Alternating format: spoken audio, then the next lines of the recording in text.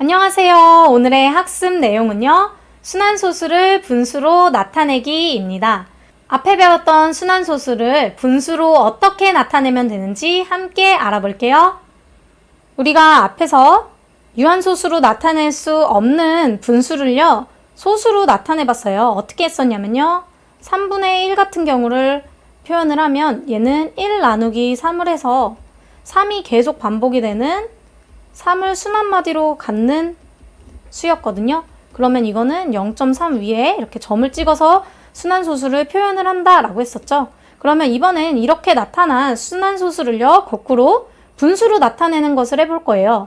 어떻게 해야 하냐면요. 어떤 순환소수에 10의 거듭제곱을 적당히 곱해줍니다. 그러면 그 소수점 아래 부분이 처음 순환소수의 소수점 아래 부분과 같아지게 만들어주고요. 그럼 그 두 수의 차이는요, 정수가 된다라는 것을 알 수가 있어요. 무슨 말이냐 하면요, 5를 순환마디로 갖는 0.5 위에 이렇게 점이 찍힌 수가 있어요. 그럼 이것은요, 0.5555 이런 식으로 계속 5가 반복이 되겠죠? 그럼 여기에서 10의 거듭제곱인 10을요, 한번 곱해 볼게요. 그럼 5.5555 이런 식으로 되는 거거든요. 그럼 이 수와요. 처음 순환소수의 형태를 잘 보면요. 소수점 아래의 부분이 서로 같아지게 되었죠. 왜냐면 얘는 소수점 아래부터 바로 처음부터 순환마디 5가 반복이 돼서 10을 곱했고 그러면 소수점 아래 부분이 같아져서 이 두 수의 차를 구하면 우리가 5라고 정수를 나타낼 수 있다라는 거예요. 그러면 이런 순환소수를요, 우리가 분수로 나타내는 것을 해볼 건데요. 순환소수를 먼저 x라고 하고요. 양변의 10의 거듭제곱을 곱해서 소수점 아래 부분이 같은 두 식을 만들어줍니다. 그 다음에 두 식을 변끼리 빼어서 x의 값을 구해주면 되겠습니다. 뒤에 예시를 통해서 한번 더 자세히 알아볼게요. 먼저 순환소수의 소수점 아래에 바로 순환마디가 오는 경우를 한번 볼 거예요. 23을 순환마디로 갖는 순환소수 0.23을 분수로 나타내어 보면요. 0.23, 23, 23 이런 식으로 순환마디 23이 계속 반복이 되죠. 그 수를 우리가 x라고 놓고요. 양변에 100을 곱해 볼게요. 10의 거듭제곱 중에 왜 100을 곱하냐면요. 순환마디가 23이었어요. 그럼 이 두 자릿수인데 소수점이 첫 순환마디 뒤에 오도록 하려면요. 순환마디인 23 뒤에 바로 소수점이 오도록 하려면 100을 곱해야겠죠. 그래서 100x는 23.232323 이런 식으로 됩니다. 그럼 이제 원래의 순환소수 x와요. 100x가 소수점 아래의 부분이 같다라는 것을 볼 수가 있어요. 그 다음에 두 식을 변끼리 빼주면요. 100x에서 x를 빼면 99x가 되고요.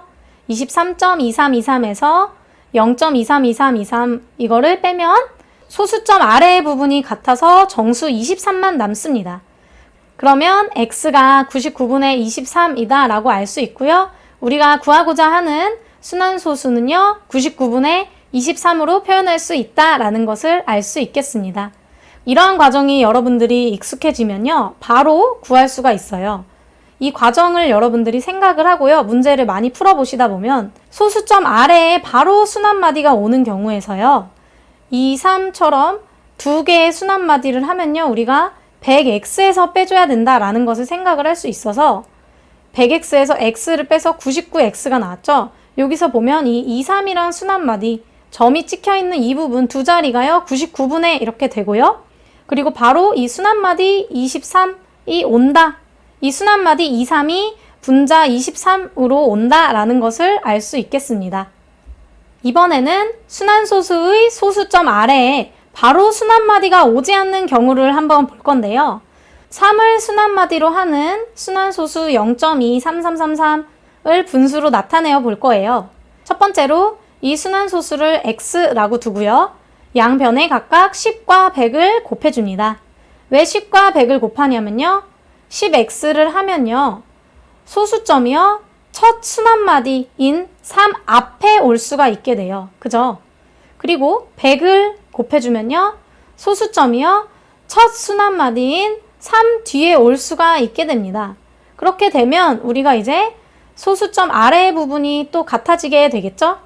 그 다음에 두 식을 변끼리 빼면요. 100x에서 10x를 빼면 90x가 될 거고 23.3333에서 2.3333을 빼면 21이 될 겁니다. 그래서 우리가 구하고자 하는 x는요. 90분의 21 이렇게 될 거고요. 이것을 약분을 하면 30분의 7이라고 구할 수 있습니다. 따라서 3을 순환마디로 갖는 순환소수 0.23은요.